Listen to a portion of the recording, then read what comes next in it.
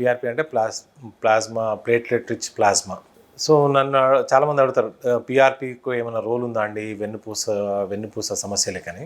But frankly speaking అంటే మేము ఎంత దాని గురించి రీసెర్చ్ చేసినా కానీ we don't find any role, అంటే పిఆర్పికి రోల్ అయితే ఏం కనిపించట్లేదు. ఎందుకంటే 2-3 కండిషన్స్ చెప్తాను నేనండి.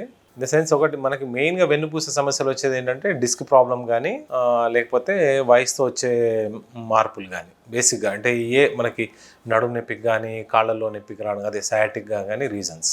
ఈ 2 ప్రాబ్లమ్స్ ఏంటంటే మెనీ టైమ్స్ ఇది ఏంటంటే కంప్రెషన్, అంటే నరాల మీద ఒత్తిడి వల్ల వచ్చేది.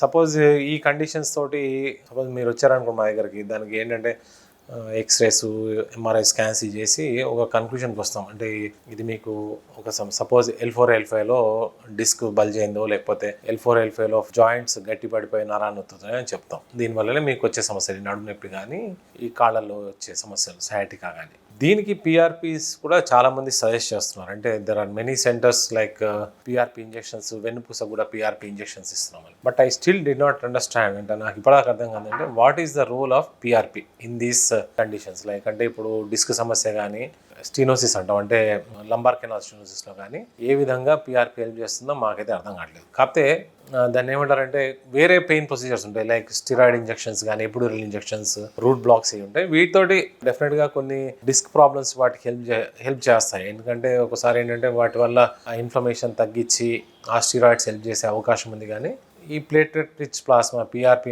మాత్రం వాటికైతే ఏ రూలు లేదు. అదనంగా మనకేంటంటే ఈ మధ్య ఏంటంటే 2 సమస్యలు. ఒకటి ఏంటంటే ఈ పిఆర్పి ఇంజెక్షన్స్ అనేవి ఏంటంటే సమ్ అన్క్లీన్ ఎన్విరాన్మెంట్లు ఇవ్వడమో, లేకపోతే నాట్ ఏ ట్రైన్డ్ హ్యాండ్స్ ఇవ్వడం జరిగి మోస్ట్ కామన్గా మేము ఎన్కౌంటర్ ఏంటంటే ఇంజెక్షన్స్ వల్ల ఇన్ఫెక్షన్స్ రావడం. ఇన్ఫెక్షన్స్ అనేవి I don't say it is not uncommon. Surgery చేస్తే there is a chance 1% infections అనేవి కామన్గానే ఉంటాయి.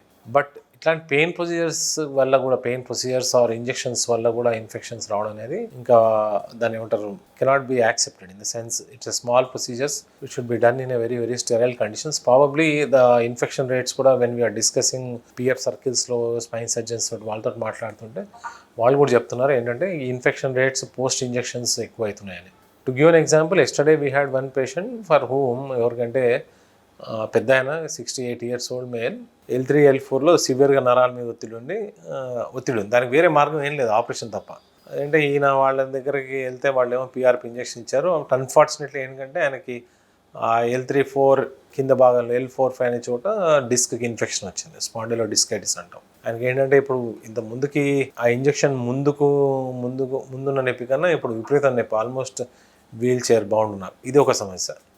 ఇంకోటి ఏంటంటే దాన్ని ఏమంటారంటే మన మీద వాట్ యు కాల్, ఇప్పుడు ఆ ఇంజెక్షన్ సపోజ్ ఒక పేషెంట్కి సర్జరీ అవసరం అనుకోండి, లేదు ఇంజెక్షన్స్ అని ఈ పిఆర్పి ఇంజెక్షన్స్ ఇవ్వడం వల్ల ఏమవుతుందంటే వాళ్ళకి ఈ వ్యవస్థ మీద నమ్మకమే పోతుంది. ఇన్ ద సెన్స్ ఇంజెక్షన్ తీసుకున్న తర్వాత వాళ్ళకి నొప్పి తగ్గకపోతే మళ్ళీ సర్జరీ చేయించుకోవాలన్న అవసరం ఉన్నా కానీ వాళ్ళ ధైర్యం చేయట్లేదు ఆపరేషన్ చేయించుకోవడం. ఎందుకంటే ఆపరేషన్ చేసినా కూడా నా ఇదే పరిస్థితి ఉంటుందేమో అన్న పరిస్థితికి వెళ్ళిపోతున్నారు.